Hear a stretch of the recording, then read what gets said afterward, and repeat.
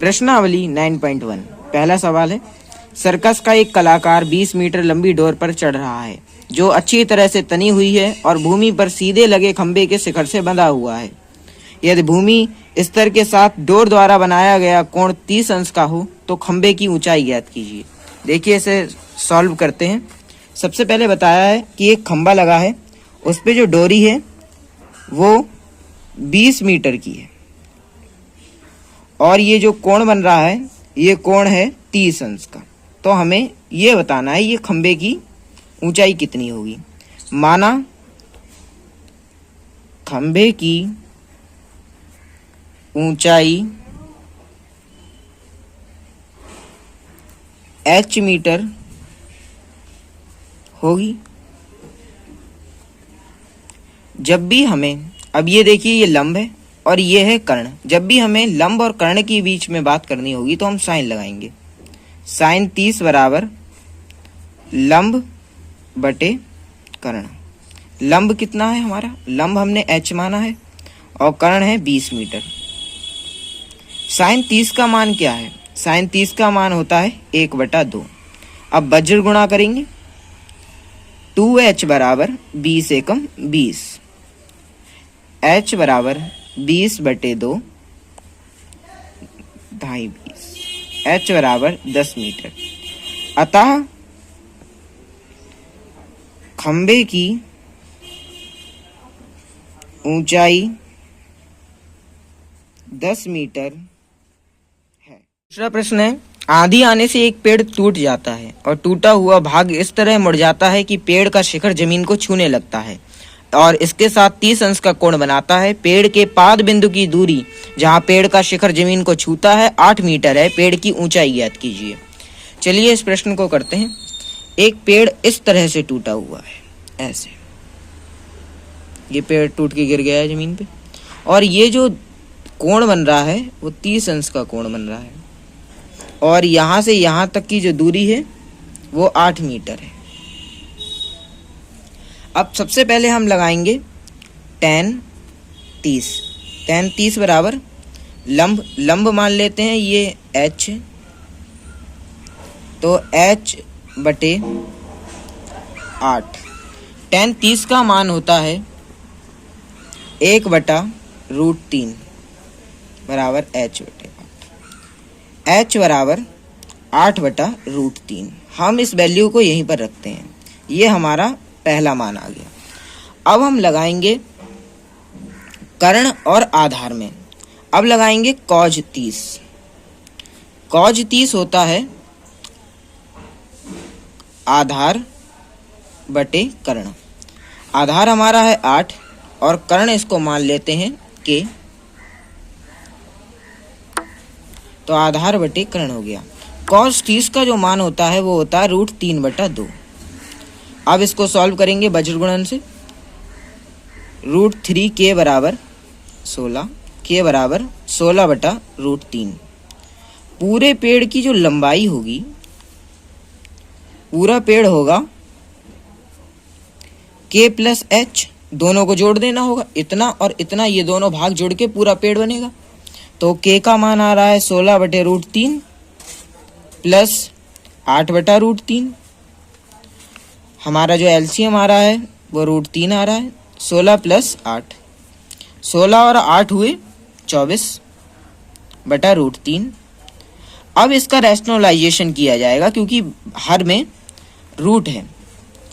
अब √3 से ऊपर नीचे गुणा करने पर 24√3/3 ये काट देंगे तो 8√3 मीटर। अतः उस पेड़ की जो ऊंचाई थी वो 8√3 मीटर थी। अब ये प्रश्न 3 है। एक ठेकेदार बच्चों को खेलने के लिए एक पार्क में 2 फिसलन पट्टी लगाना चाहती है। एक कोई लेडीज ठेकेदार है जो एक पार्क में जो फिसलन पट्टी होती है वो लगाना चाहती है, झूला। 5 वर्ष से कम उम्र के बच्चों के लिए वह एक ऐसी फिसलन पट्टी लगाना चाहती है जिसका शिखर 1.5 मीटर की ऊंचाई पर हो और भूमि के साथ 30 अंश के कोण पर झुका हो, जबकि इससे अधिक उम्र के बच्चों के लिए, मतलब बड़े बच्चों के लिए 3 मीटर की ऊंचाई पर मतलब ऊंची फिसलन पट्टी बनाना चाहती है जो भूमि के साथ 60 अंश का कोण बनाती हो। प्रत्येक स्थिति में फिसलन पट्टी की लंबाई क्या होनी चाहिए? चलिए इसको भी सॉल्व करते हैं।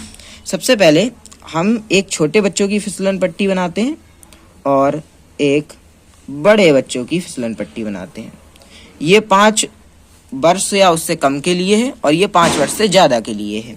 अब सबसे पहले जो ये बता रही हैं कि 5 वर्ष के लिए जो कोण है वो 30 अंश का है और ज़्यादा उम्र के लिए 60 अंश का है, और इसके लिए जो ऊंचाई रहनी चाहिए वो 1.5 मीटर की होनी चाहिए और इसके लिए 3 मीटर की होनी चाहिए। जो वैल्यू दी हुई थी वो हमने वैल्यू रख ली है। अब इसको सॉल्व करेंगे। ये है फिसलन पट्टी, ये जो है ये फिसलन पट्टी है। अब हमें इसका मान निकालना है। वैसे अगर हम अपने समकोण त्रिभुज में देखें तो ये कर्ण है और ये लंब है, ये कर्ण है और ये लंब है। इसके लिए हमें साइन लगाना होगा क्योंकि साइन थीटा होता है लंब बटे कर्ण। लंब बटे कर्ण कैसे? लाल बटे कक्का से। लाल बटे कक्का से जो पहला मान है ये वाला, ये लंब बटे कर्ण इसी का होता है, साइन का। अब देखते हैं साइन 30 छोटी पट्टी के लिए, लंब कितना है 1.5 और कर्ण रहेगा। साइन 30 का मान होता है 1/2, 1.5 कर्ण बराबर 1.5 गुणा 2 बराबर हो गया 3। तो ये जो छोटी वाली फिसलन पट्टी होगी वो 3 मीटर की होगी। और अब हम निकालते हैं साइन 60। साइन 60 का मान होगा, इसके लिए 3 मीटर रहेगी और इसका कर्ण मान लेते हैं ये L है और ये कर्ण है। साइन 60 का मान √/2 3L, √3L बराबर 6, L बराबर 6/√3। अब इसका रैशनलाइजेशन कर लेते हैं। 6√3/3 2 जा 6, 2√3, ये L आ गई। अतः जो छोटे बच्चों की फिसलन पट्टी थी वो 3 मीटर की थी और जो बड़े बच्चों की फिसलन पट्टी थी वो 2√3 मीटर की थी। ये चौथा प्रश्न है। भूमि के एक बिंदु से जो मीनार के पाद बिंदु से 30 मीटर की दूरी पर है, मीनार के शिखर का उन्नयन कोण 30 अंश है, मीनार की ऊंचाई ज्ञात कीजिए। देखिए ये भूमि है, इसके एक बिंदु से जो एक मीनार है उसके लिए उन्नयन कोण कितना बताया गया है? 30 अंश का है और यहाँ से यहाँ तक की दूरी 30 मीटर है। यहाँ पर मीनार लिख लेते हैं, मीनार है। देखिए इस तरह से हमें बना लेना है। अब उसके बाद हमें मीनार बतानी है। माना मीनार की ऊंचाई h है,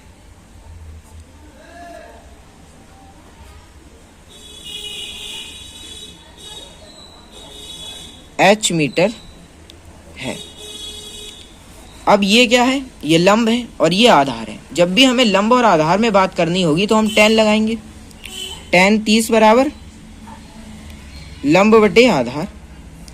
tan 30 का मान होता है 1/√3 और हमारा लंब कितना है h और आधार है 30।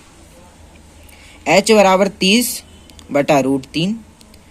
अब जब भी हमने बताया था अभी कि जब भी नीचे रूट आएगा तो हम ऊपर नीचे उसकी गुणा करके उसका परमेयकरण कर देंगे।